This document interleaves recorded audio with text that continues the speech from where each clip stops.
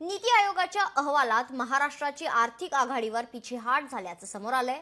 राज्यांच्या वित्तीय आयोग निर्देशांकात महाराष्ट्र राज्य थेट 6व्या क्रमांकावर फेकलं गेलंय। पाहूयात यावरच हा स्पेशल रिपोर्ट।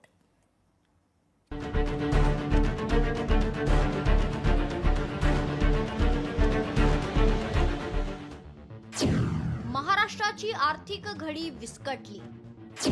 आयोगाच्या पाहणीत महाराष्ट्राची 6व्या क्रमांकावर घसरण। राज्य सरकारच्या दाव्यांची पोलखोल। महाराष्ट्राची आर्थिक स्थिती बिघडली। पंतप्रधानांच्या आर्थिक सल्लागार परिषदेस पाठोपाठ नीती आयोगाच्या अहवालातही महाराष्ट्राची आर्थिक आघाडीवर पिछेहाट झाल्याचं समोर आलंय। राज्यांच्या वित्तीय आयोग निर्देशांकात महाराष्ट्र राज्य 4थ्या क्रमांकावरून थेट 6व्या क्रमांकावर फेकलं गेलंय। सामाजिक आणि आर्थिक क्षेत्रातील खर्चाचं प्रमाण घटण्याबरोबरच कर्जाच्या रकमेचा वापर आधीच कर्ज फेडण्यासाठी होत असल्याचाही निष्कर्ष या अहवालात नोंदवण्यात आलाय। नीती आयोगानं 2023 सालच्या वित्तीय निर्देशांक अहवाल नुकताच सादर केलाय। त्यामध्ये ओडिशा राज्यानं पहिला क्रमांक पटकावलाय।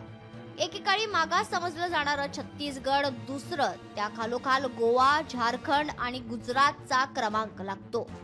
महाराष्ट्र थेट 6व्या क्रमांकावर घसरलाय। 2014-15 ते 2021-22 आर्थिक वर्षांच्या वित्तीय आरोग्य निर्देशांकात महाराष्ट्र 4थ्या क्रमांकावर होता।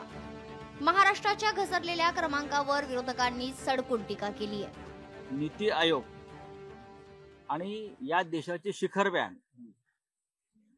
याने जी माहिती समोर आणलेली आहे त्यात स्पष्ट दिसत आहे की ज्या रेवडी योजना जाहीर केलेल्या आहेत निवडणुकीच्या आधी मतं मिळवण्यासाठी, त्याच्यामुळे महाराष्ट्र राज्य हे कर्जाच्या खाईमध्ये ढकललं गेलं। अहवाल समोर आला आणि महाराष्ट्राच्या घसरणीचा निष्कर्षही त्यात आहे। मात्र सत्ताधारी हे मान्य करायला तयार नसून पायाभूत सुविधांचेच गोडवे सत्ताधारी गातायत। ज्या पद्धतीने आम्ही महाराष्ट्र विकासाकडे नेतो त्या पद्धतीने नीती आयोगामध्ये काही बाबी आल्या आहेत। महाराष्ट्राच्या पिछेहाटीची कारणं: राज्याचा एकत्रित खर्च, महसूल आणि भांडवल सकल राज्य उत्पन्नाच्या 13.4%, देशाची सरासरी 15.79%। सामाजिक आणि आर्थिक क्षेत्रातील खर्चाचं प्रमाण अन्य मोठ्या राज्यांच्या तुलनेत कमी।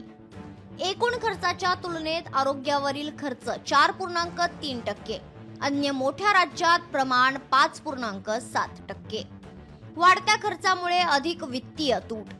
2018-19 पासून कर्जाच्या प्रमाणात वर्षाला 9.92% वाढ।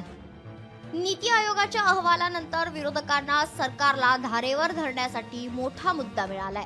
मात्र अशा प्रकारे जर महाराष्ट्राची पिछेहाट होत असेल तर महाराष्ट्राच्या प्रगतीसाठी ही चिंतेची बाब आहे। राज्य सरकार याबाबत काय उपाययोजना करणार हे पाहणं आता महत्त्वाचं ठरणार आहे। ब्युरो रिपोर्ट, लोकशाही मराठी, मुंबई। लोकशाही मराठी ऐका, पहा, जागरूक रहा।